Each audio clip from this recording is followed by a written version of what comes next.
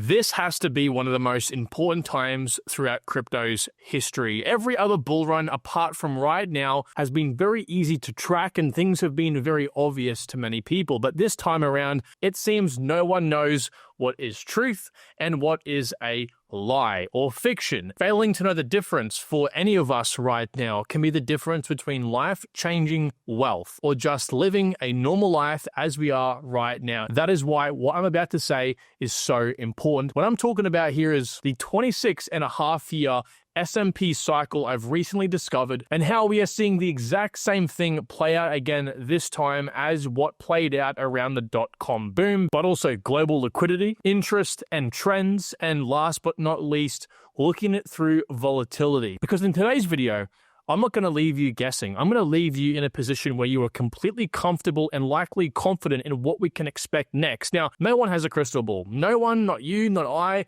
not Warren Buffett, not Ray Dalio. No one knows what is going to come next. But if there is 9 or 8 out of 10 things that say we are going to have X, Y, and Z come true, then your best bet is to bet with that particular trend. So without further ado, guys, before we get into it, if you find yourself enjoying this video or learning something new, you can help support what I do with a like down below. Make sure you are subscribed and let's begin.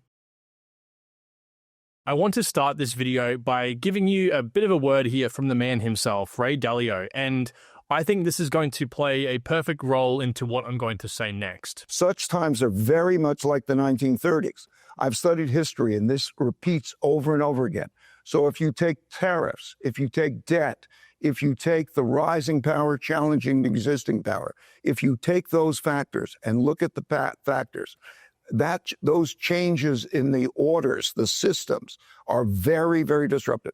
How that's handled could produce something that is much worse than a recession. So, I mean, what he's saying there is what, kind of I've hypothesized myself from listening to guys like him for a little while now, which is what I think is coming in the mid to long term really could possibly be something much worse than any sort of recession, much closer to a depression. When I say mid to long term, I'm talking about the next 1.5 to 2 years and between that and 4 years or so. In that sense, though, usually before these massive events, we do have periods where it's very advantageous for those in the markets. And again, we're not talking about like 6 to 3 months here. We're talking about 1.5 to 2 years before that actually likely happens, right? So I do think playing in terms of the altcoin sense and some of our predictions, I think that they are likely going to happen, at least non-financial advice, of course.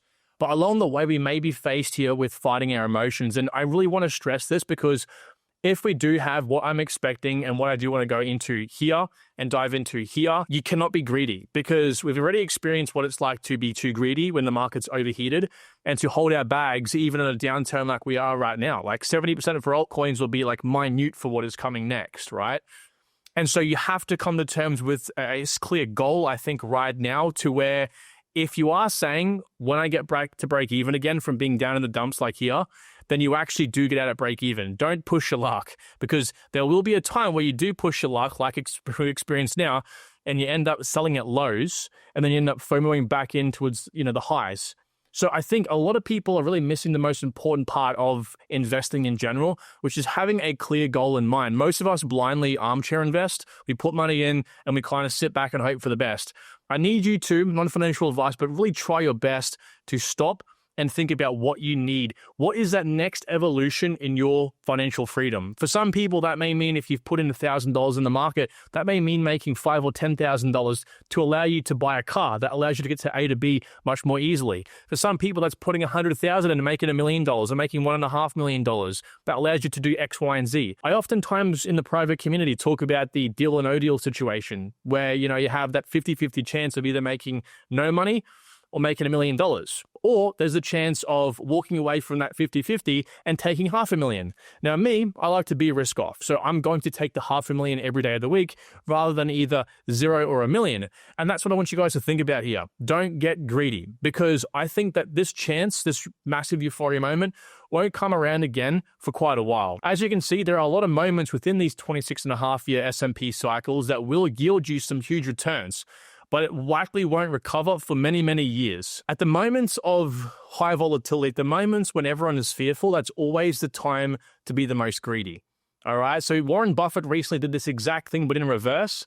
That's why year to date, he's up 12 billion, and most billionaire CEOs are down, right? So obviously the man knows when everyone is greedy, he's fearful. And when others are fearful, like right now, he's probably quite greedy. And for crypto, that came over here in 2015 at the China turmoil. We had massive returns there. If you bought Bitcoin, you would have 82x on those lows.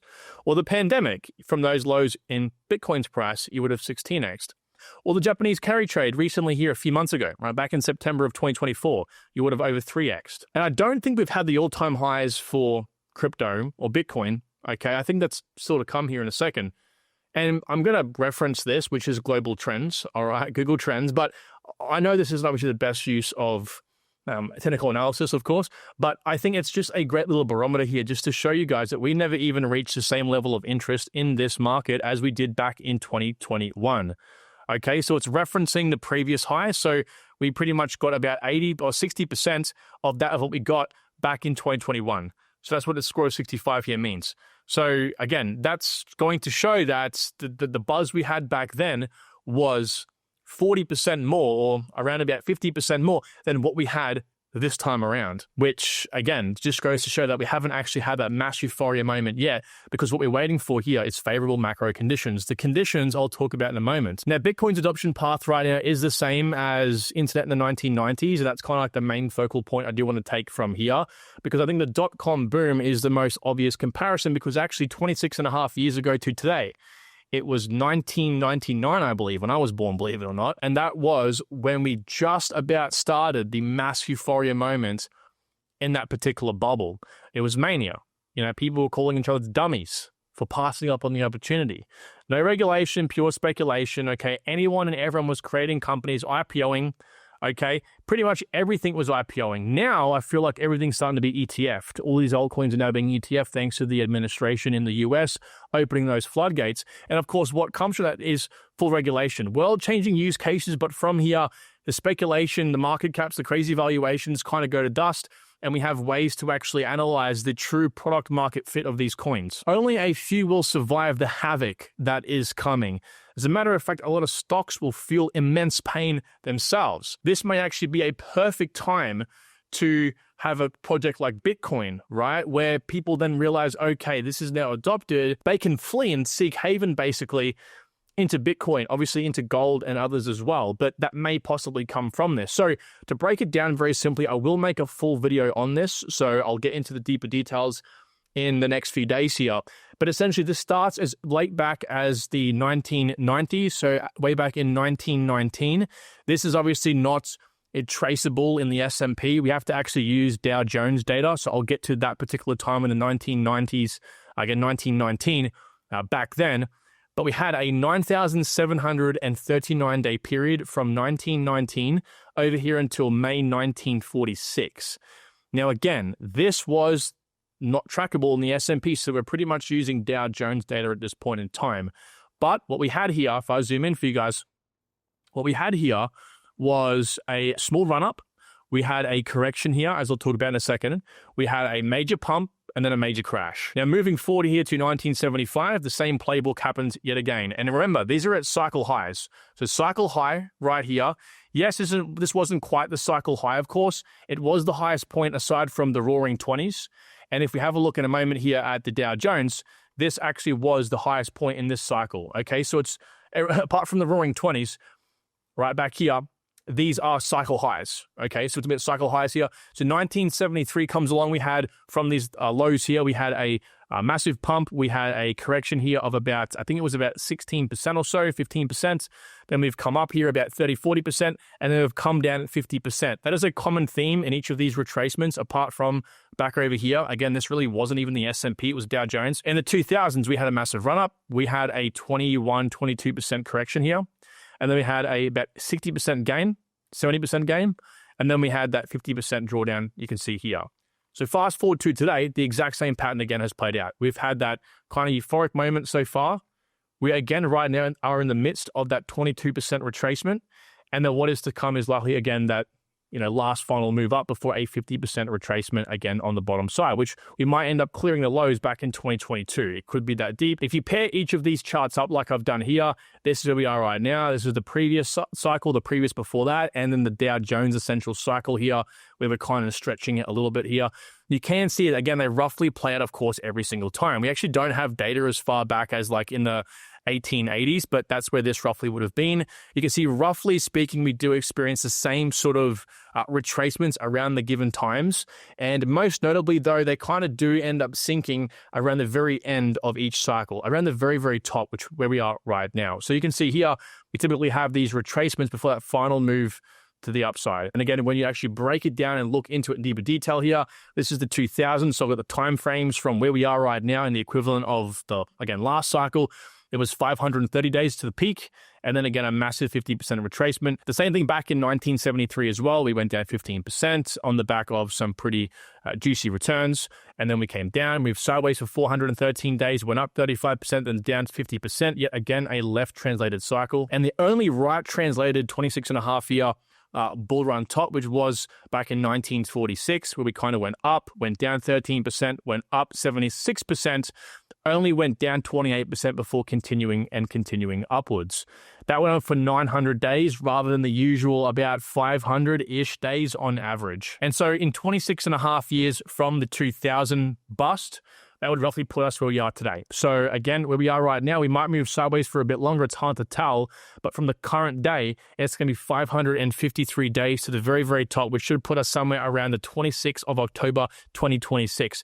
Again, this may extend a little bit. This may come back a little bit. I'm not entirely sure. But when you pair this up with other large cycles, the debt cycle, the 18.5-year housing cycle, even as far as to look at cycles like this, which is going through the business cycle in the United States, and in the bottom half here is the global business cycle. And they love to follow patterns, like very closely. And the reason why this is important is because, well, first of all, it's a survey into businesses. And it basically says, well, if businesses are doing very well in the economy, then people are buying, because businesses can't do well unless people are buying. So when that expands, goes up, obviously it's a good thing, it's a healthy economy. When it goes down, something's wrong. And you can see in this top line, we had the US cycles, the business cycles, where in 1990 to 1991, we had a recession. We kind of came up and had this like expanding wedge, if you will. And then we're pretty much here in the equivalent of the fact that this was back in the early parts of 1999. So again, the bust, the pop in the 2000 dot-com bubble was at the later parts of 1999, basically in the early parts of 2000. So this lined up, we were actually beneath midpoint, so we were in contraction, and then we expanded up. You can see here, these kind of like to follow about 4-year cycles. We blew, and then we came right down, of course, after the dot-com bubble pop, and then we kind of came back up again, and then, of course, we had the GFC. The GFC started like the 1990-1991 recession, started pretty much where we are right now. These green bars are each alt season we're experiencing in crypto. So we had crypto back here pop off in 2013. Then we, of course, had the bottom, this red circle, and then we followed these 4-year cycles. Again, same sort of pattern with this expanding wedge, where we can likely expect alt season to come back yet again over here. But I think even more telling is this. This is the global business cycle. And you can see this likes to follow from the highs here, a 4-year pattern as well. So high to high to high to high to high to high. You can see it's 4 years, which will roughly put us in about November of this year. So we have yet another macro cycle playing out in our favor. Let's not forget, of course, that Bitcoin is a cycle in of itself. Now, most people are panicked in terms of the outlook on Bitcoin this cycle.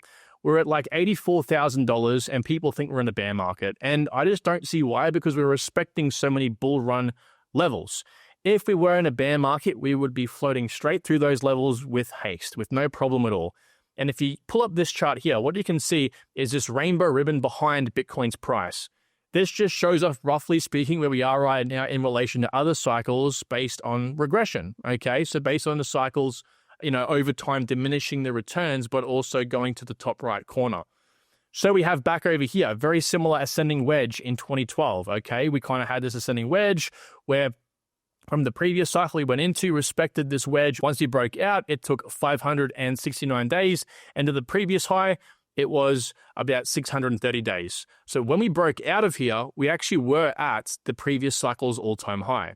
Okay, blow off top, come back down, and then from the lows of that next cycle, so from 2015 to the breakout point, that took 847 days, so much noticeably longer, almost double the length, okay? And from that breakout point to the previous cycle's all-time high, you can see we almost were exactly on time yet again as the previous cycle. And that, of course, lengthened as well. That was about 1,253 days. Noticeably, we also touched the purple regression line as well, so I want to just point that out because we've done that each and every single cycle from here. And then back in the last cycle, okay, what happened here? Well, it was a bit of a wacky one. We kind of had a, sort of like a weird start to the cycle. We, of course, had the pandemic to shoot us up too quickly, and we got pulled down too quickly from the banking collapses. So it was like the worst possible cycle. But even then, we did respect some of these important patterns, right? First of all, we did actually go into an ascending channel, all right? It wasn't as a nice ascending channel, but it still was there. We did break beneath it, of course, from the pandemic. We touched that purple line, but the show did go on. We still did respect that channel until the breakout here just underneath the previous cycle all-time high. So that pattern again played out. This took 693 days from the low to the breakout point, and from where we touched the previous cycle to the breakout point, it was 1,015 days. So about 200 days shorter on average to the previous cycle. All right, so here we are today, and it's taken from the lows, again, touch that purple line. It's currently at 889 days, which would make sense because it was 847 days in the 2017 cycle. So, I believe we're lengthening. And so obviously we're going to be a little bit longer than that, I do firmly believe. And then from the actual, well, at least we are right now, to the all-time high, it's been about, let's have a look here. It's been about 1,253 days. So the exact same time it pretty much was currently in the previous cycle. One thing I want to make a mention of as well is I do think we're likely going to be still in this ascending channel for a little bit longer. On average, each euphoria moment, so the green zone, so from the breakout point, okay, of the channel to the high, that typical green zone period lasts about 200-ish days. Back here, it was 280 days. In 2017, it was about 203 days. In 2021, it was a bit longer again because we had a breakout of that channel, I think, too soon, that first high. So it was 378 days. I do think that this should not have happened, of course. We should have been here a bit longer and done that, but I'm not going to get into my theories.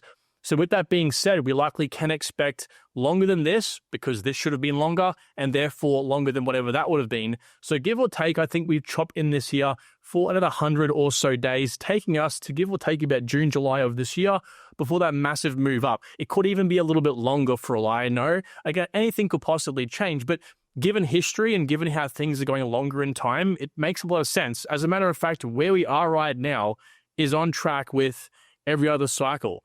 It's just comparing it with 2021, that's when the signal starts to get a bit confusing. The crypto cycle is on course with every other cycle, in my personal opinion, that's lining up here to have a massive boom and then bust. So basically, think of crypto as the dot-com bubble, but of course of crypto. Now, the same thing can be said here with the global liquidity cycle as well. You can see here that every top we've recently had here, so top 1, top 2, and top 3 in the last cycle, had a massive high in global liquidity. So I think keep an eye on this. I'll keep all of these these TradingView scripts available in the private community for my members. I give you guys as much information as I possibly can to have your own conviction in the space, as well as listen to what I, of course, say. Even the lows, of course, partner up here with the lows in Bitcoin's price as well. And we are on our way up right now. So it's very important to kind of keep track of this progression. As long as we don't actually, regress down, and we keep this trend of going up and up to the top right corner, eventually when we pass some of these key levels, it's pretty much on from that point in time. But we'll, of course, have more information from there. There is the global M2 liquidity cycle. This chart here kind of pairs that global M2 cycle with this famous global liquidity cycle here from cross-border capital. So it's pretty much the exact same cross-border capital chart here that we can use ourselves. So all in all, I still think that altcoins will eventually have their time to shine. And I do still think right now, Ethereum will be the barometer for alt season, that kind of first to move before alts do. The reason is because, first of all, Ethereum right now is doing a textbook thing it did in the previous cycle. It just looks a little bit less enticing because this kind of has happened over a long time. But as you can see here, it's broken through support, failed support like it did over here. And if we do touch the bottom trend line, it wouldn't surprise me if we dance around here for a little bit. Once we then have the rocket ship take off, in the sense that we have the global business cycle in blue here break above the midpoint, which means it's going into expansion again, we will likely see, as every single time we do that, a massive rocket moment here for alts. Again, alts rely on the average person having too much money, rather than going into the casino in the real life, they go to the digital casino. They come into crypto. It will also come when people are making a lot of money in the S&P and in traditional equities, where they're like, hey, you know what? Everything's going up. It's pure euphoria. It's pure craziness. I'm going to go bet on, crypto or altcoins because these guys are doing like 10x's every other day of the week. That's when we'll notice Ethereum breaking out of these key support lines and resistance lines like it did in the previous cycle. And like I've overlaid here, this is the global liquidity cycle, again, very similar to this chart right here. And it also takes in this, which is the business cycle. So again, this blue line right here. And you can see when we broke out, again, once Ethereum came up, retested that support line yet again, and then obviously took the charge over Bitcoin, it was again about the very top of the liquidity cycle and that breakout moment for the business cycle. So things are moving up. There was more liquidity, people had more money to spend, and of course, businesses were beginning to reap and sow the rewards. And that is what we're waiting for to happen once again. Once this turns around, which can happen quite quickly, honestly, it can even be as quick as this, breaks above this midpoint, we'll then notice a lot of these altcoins begin to change tune and likely begin outpacing Bitcoin. Ethereum is that first point of call most people go into crypto besides Bitcoin with. It is the altcoin. It's that guy. You don't have XRP or Solana or so many other coins like that in that same position just yet. I think the closest one would probably be XRP, but coins like Cardano and all the rest of it, they're just not on that same level just yet. So I'm keeping a keen eye here on particularly Ethereum, the global business cycle, and of course, the global liquidity cycle to know when we can expect alt season. So with that being said, everyone, thank you so much for watching this video. I hope you have enjoyed, learned something new, and again, if you have, you can help support all I do with a like down there. Make sure you are subscribed, and I'll catch you all tomorrow. Take good care.